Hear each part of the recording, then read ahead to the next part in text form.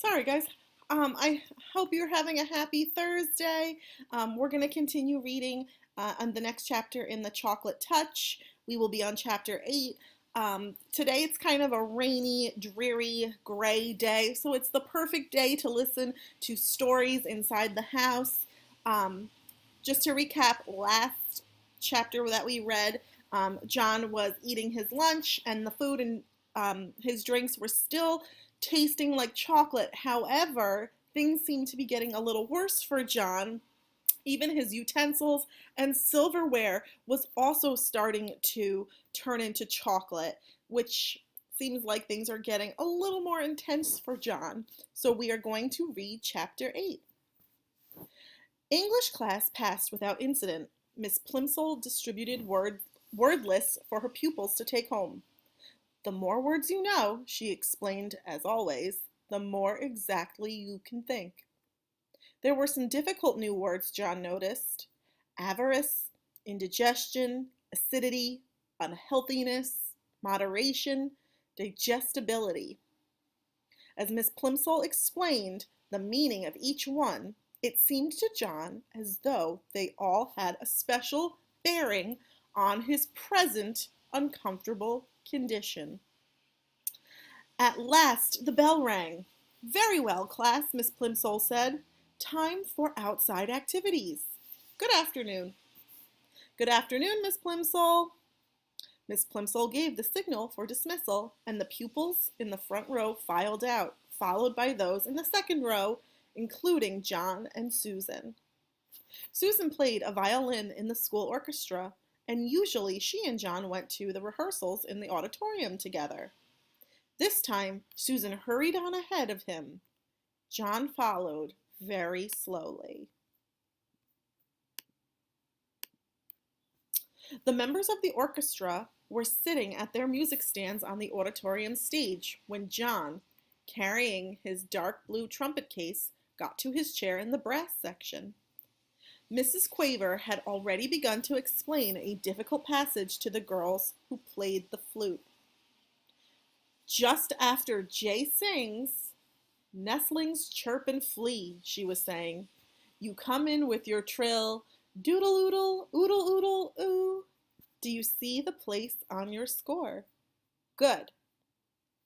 "Ah, John," Miss Quaver exclaimed, seeing him in his place, "I'm glad you're not absent. As I have just told the others this afternoon, we're having the first joint rehearsal of my arrangement of A Boy's Song by James Hogg. We've been over all the individual parts and all the sections, you will recall. Now it's time to fit the pieces together." John nervously opened his trumpet case and took his shining golden trumpet from its bed of scarlet velvet. The beautiful new instrument gave him confidence. He worked the valves nimbly with his fingers and looked up at Mrs. Quaver again. "Now, John," she said, "tell me when your little solo begins." "Right after the end of the second verse," John promptly replied. He had practiced his part every evening in the basement at home for the last 2 weeks. He knew every note perfectly. After the line, "That's the way for Billy and me." "Good," Mrs. Quaver said. "And don't forget what I told you, John. This is a happy song. I want you to play ta-ta, ta-ta, ta-ta, ta-ta, ta. Sorry, guys, you know I can't sing. Simply repeating the rhythm of the voice. And I want you to be light and lively. This is supposed to be the song of a boy who loves romping in the country." That kind of just means playing around in the country, playing around outside. "Ta-ta, ta-ta, ta-ta, ta-ta," John thought. That shouldn't be too difficult, even with the whole orchestra listening to him.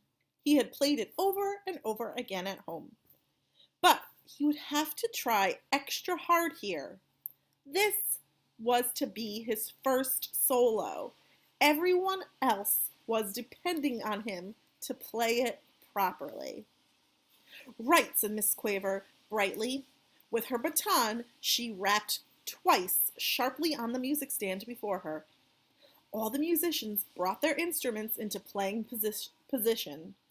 Susan posed her bow over the strings of her violin. Pretend I'm playing one. John held his trumpet close to his mouth and wiggled his fingers on the valves. I've never played either of those instruments either. Mrs. Quaver's baton moved from side to side, up and down. The cymbals clashed and the drums thumped. The pianist brought his fingers down on the ivory keys of the piano. The violinists and cellists made their weeing and whumping sounds. All were in perfect unison. The rehearsal had begun. After the introduction, one of the older boys began to sing. Where the pools are bright and deep, I'm not singing. Oh, and FYI, I'm not singing. Sorry, guys. Sorry. Where the gray trout lies asleep, up the river and over the lea, that's the way for Billy and me. After the last line of the first verse, John's fellow trumpeter echoed the rhythm of the singer's voice. Ta-ta, ta-ta, ta-ta, ta-ta, ta-ta. Mrs. Quaver smiled approvingly at the successful performance, and with her baton gave the singer the signal to begin the second verse.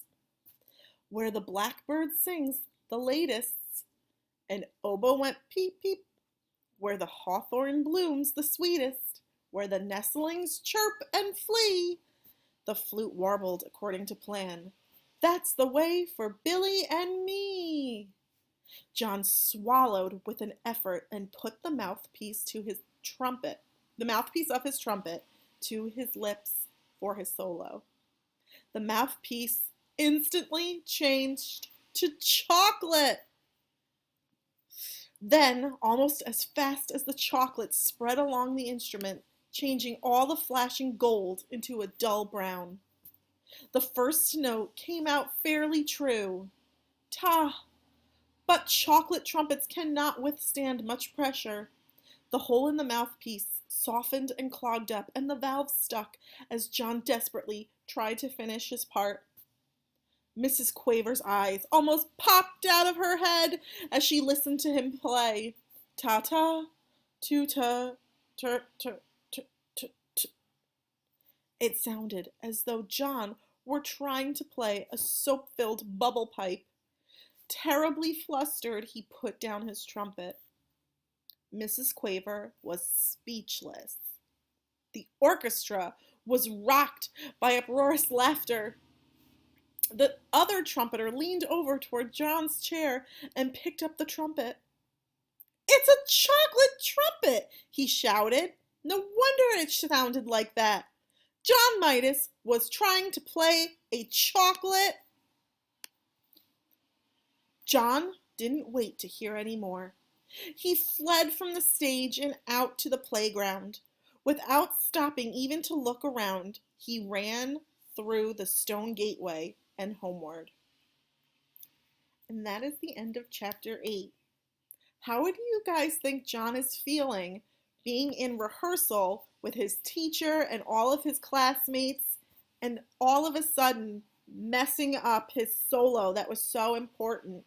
Do you think he felt happy? Do you think he felt upset? Do you think he was embarrassed? How would you feel if something kind of goofy happening to you guys in front of a lot of people, especially your friends? We will continue reading this book tomorrow. I will read chapter 9 with you guys. Again, I hope you're enjoying it, and I hope you're having a wonderful day. Bye!